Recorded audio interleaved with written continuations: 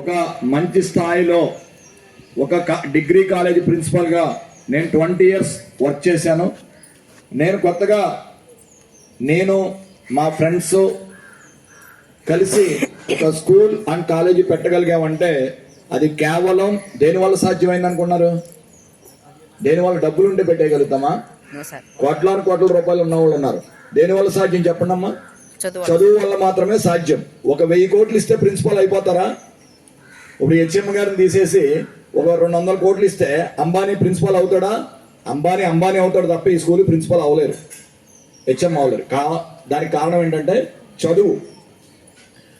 నేను ఇక్కడ స్టూడెంట్స్ కంటే తల్లిదండ్రులు అందరూ కూడా చెప్తున్నాను, దయచేసి ఏమనుకోరు కదా. మనం ఎలా ఉంటుందంటే ఈరోజు తప్పుగా నేను ఎవరైనా మాట్లాడతలేదు. మా నాన్నగారు ఈ స్కూల్లో నేను 6th, 7th, 8th, 9th, 10th ఇక్కడే చదువుకున్నా. అవే రూమ్స్ మాయి. ఇంటికి వచ్చి మనల్ని మా మాస్టర్ కొట్టారంటే ఇంకో 4 కొట్టండి అనేవారు. మా అమ్మ అయితే 5వ తరగతి చదువుకున్నట్టుంది. బయట హై స్కూల్లో విజయలక్ష్మి టీచర్ గారు, శేషరావు మాస్టర్ ఉన్నప్పుడు ప్రతి నెల స్కూల్కి వచ్చేది మా అమ్మ. మా అక్క నేను అక్కడే చదువుకున్నాం. అట్లేసి పిన్నులు కొట్టి స్టిక్కర్లు ఇచ్చి పంపించేది మా అమ్మ చదువుకున్న 5వ క్లాస్ అయినా. అంటే చదువుకున్న విలువ మీరు అర్థం చేసుకోండి.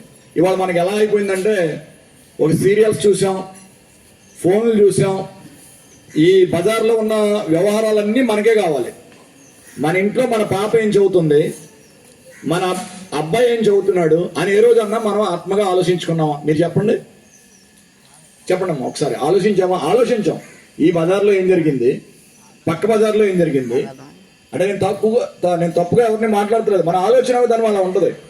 ఈ అబ్బాయికి ఫోన్ మాట్లాడుకుంటూ ఉంటాడు, అమ్మ యూట్యూబ్ రీల్స్ చూస్తూ ఉంటుంది.